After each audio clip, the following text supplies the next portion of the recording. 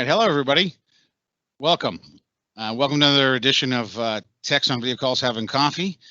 Mike Taggart again, joining me for another session today. Welcome, Mike. How you doing? Great, thanks. Good to see you. Same here, same here. We are having a little bit of an impromptu call today because we started talking about these topics today, and then we figured, hey, we might as well just do another coffee talk. So here we are. Welcome. So I got my cup of coffee. We were just talking about our little Ember mugs that we both acquired to keep our coffee hot, and then we were just talking about how we drink it so fast that we don't really need them so much. Stressful times, right? Yeah, if you see me pouring it into another cup, it's because it's starting to get cold. So there we go. Anyway, so Mike, welcome. So today we were talking about and just in passing, and we figured it would be a great topic to share with people. Is I'm seeing a lot of mergers and acquisitions, M&A activity, a lot of companies, combining forces, merging together, and a lot, more so I would probably say restructuring, right? Companies that were primarily, bricks and mortar are now mostly going online, or companies that had offices that, now they've gone mostly remote. So there's been a lot of change to infrastructure, a lot of needs to change as a company. And then, how does that translate into infrastructure procurement and design?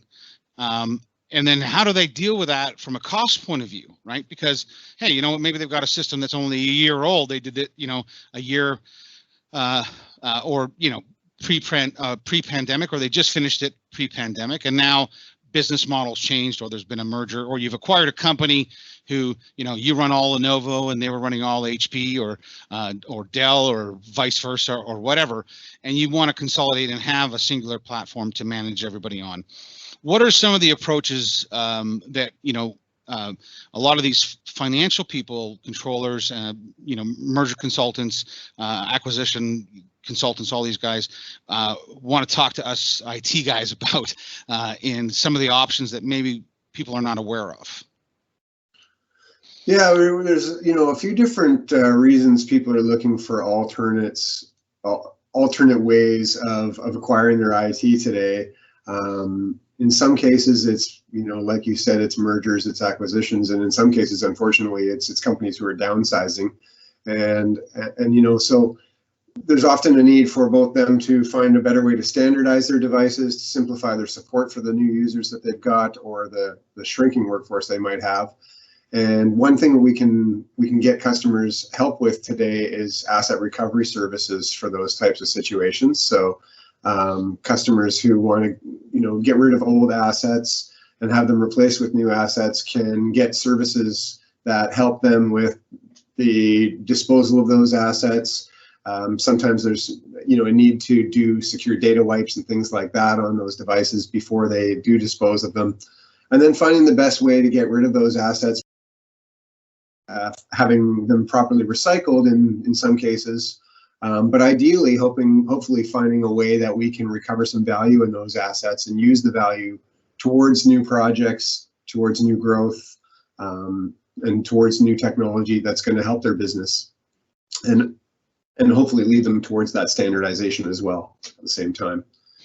You just cut out there for a little bit, and I don't know if that was me or if that was you. So if you just want to repeat that last little bit. So the asset recovery piece, could you just explain that one more time? So being able to deal with that, how would we deal with that?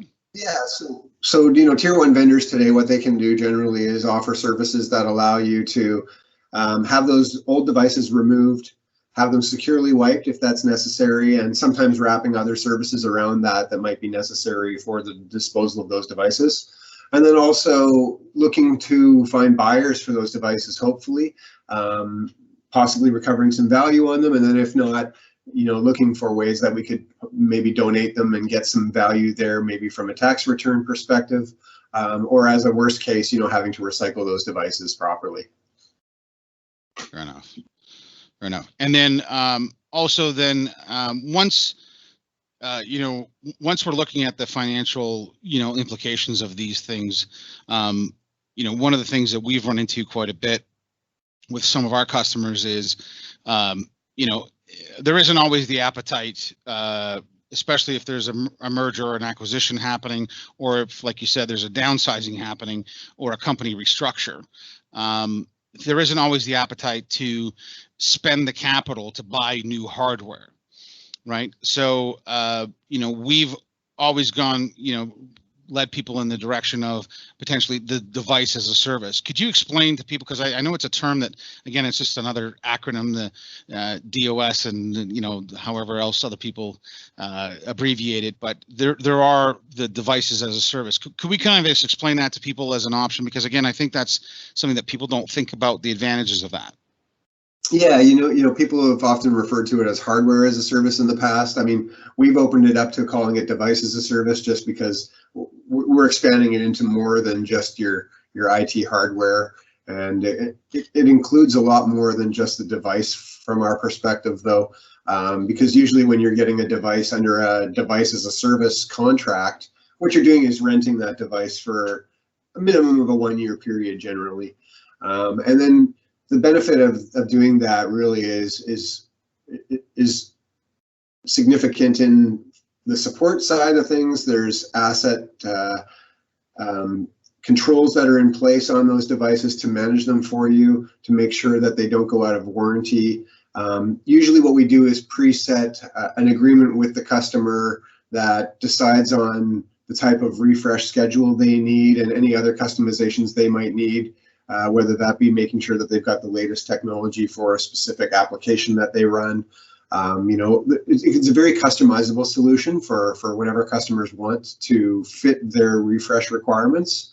And the benefit is that they don't have to own those assets on their books, so they can recognize it as an operating expense as opposed to having to hold a capital expenditure on their books.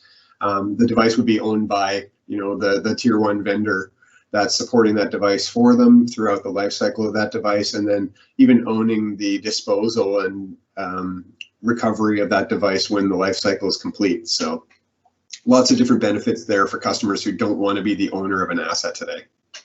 Yeah, and we've seen some benefits on that with some customers who, potentially are project-based, where they can they can't charge capital expenditures to a project, but they can charge operating expenditures to a project. So it allows them to recover a majority of those costs just for one project or a couple of projects that they might have.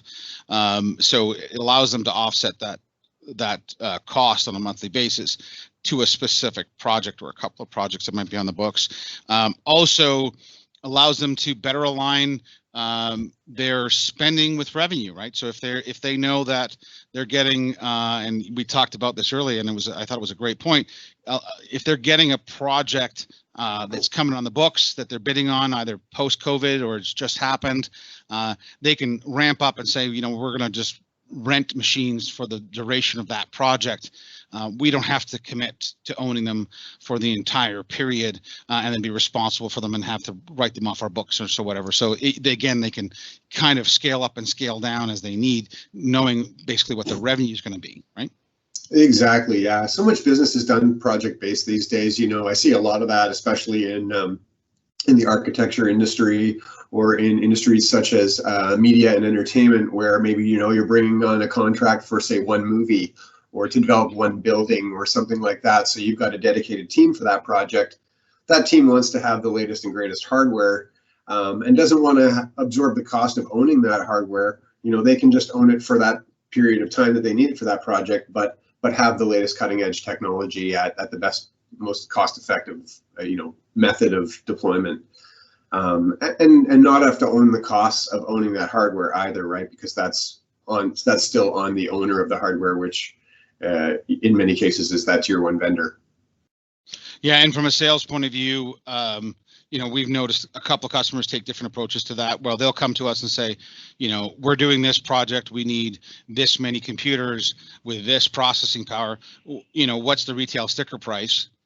And then they'll put that in the budget for that project. And then what they'll do is they'll come back and they'll say, okay, well, now we're going to rent it, and they'll increase their overall gross margin on that project because they've now budgeted for purchase, but they've only had to rent for that shorter period of time. And then, they can do a lease, they can return the rentals on the 5 or 6 people that are completed on the team, but the 1 or 2 stragglers that are left along that maybe the project's got a couple of extensions or, add-ons, they can kind of keep those machines going and rent them a little bit longer. So yeah, it can be very advantageous especially in these uncertain times for some companies in some industries. Like you said, it's just all over the place. So yeah, we've seen very similar things to that. The other thing that you were talking about was that when we're looking at the infrastructure, sometimes there's that consolidation of infrastructure. Sometimes it also is moving stuff to cloud as well, right? So sometimes it's getting rid of hardware, right? So you had mentioned early on that there was the being able to sell that. So there is still the opportunity for them to be able to take that stuff and maybe just get rid of it altogether, right? Not sure if I understand what you mean there. I mean, like you said that there was a way for people to take that hardware and properly dispose of it, right? So properly get it back and maybe sell it. Yeah. You're referring to the asset recovery services I was talking about initially. Yeah, sorry. Yeah, sorry. Yeah. So Lenovo offers the services where we can take those devices, and we've got companies that we've worked with in the past to do asset recovery services for other customers. So we've got preset arrangements that really help us facilitate getting our customers the best purchase price for their used devices. Because those customers that we can sell it to have channels that give them the ability to quickly sell those devices and get them the best return on the dollar for them. So if that doesn't work out, not every device has residual value, and in those cases, then we've also got charities that we work with that we can help to get those devices donated if that's the best course of action, if the customer doesn't already have a charity of choice that they want us to work with for them. Mm-hmm. But usually that's where we see the devices going to, either ideally going to having some residual value and getting to use that funding to offset the cost of their deployment projects and their asset recovery projects, or towards the rental of new systems through a DAS agreement, hopefully, right? So, right, yeah, and these are great things, and these are things I think people are not always considering. They're considering it's a write-off, and let's just throw, it's going to sit in the corner and collect dust, right? There's active things that you can do, and to our previous conversation that we were talking about, there is such a shortage. On our previous coffee talk, we were talking about the shortage of equipment being manufactured, the shortage of chips and memory and all that stuff. I would assume that would mean that there's probably going to be a little bit more movement on the used hardware front here shortly, right? People who are just struggling to get anything. It's going to, there's not a lot of hardware out there. So, Intel has just come out and said that they expect hardware to be challenging for the next 2 years.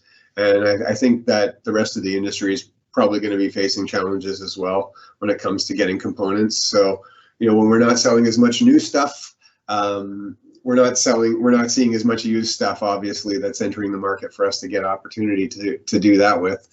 On the other hand, we are still selling record volumes of hardware, so it's not that we aren't able to keep up to demand, it's not that we aren't able to make more product than we ever have, it's just that we're not able to keep up to the demand. When it comes to the device as a service model, I think customers, they're very used to buying other things through a subscription plan, such as, Netflix or today, people getting food delivery services. Mobile phones. Mobile phones. I see a lot of customers now switching their Microsoft licensing even over to the Microsoft CSP program, which is subscription based. So, there's no reason why your computer hardware can't be done the same way as all of those things are today. It's just a different way of looking at how you buy your hardware. Yeah, fair enough. Fair enough. Well, Mike, these are excellent things that I think people need to consider if they're in these types of situations where they're looking at either downsizing, resizing, or upsizing, or merging, or whatever they're doing. So I'm super happy we could talk about this today, and I hope people found this useful as I did. And I thank you for your time as always, and thanks for making the time for me to get this video done today. Likewise. Cheers. Thank you. Cheers. Cheers, bud. Thanks.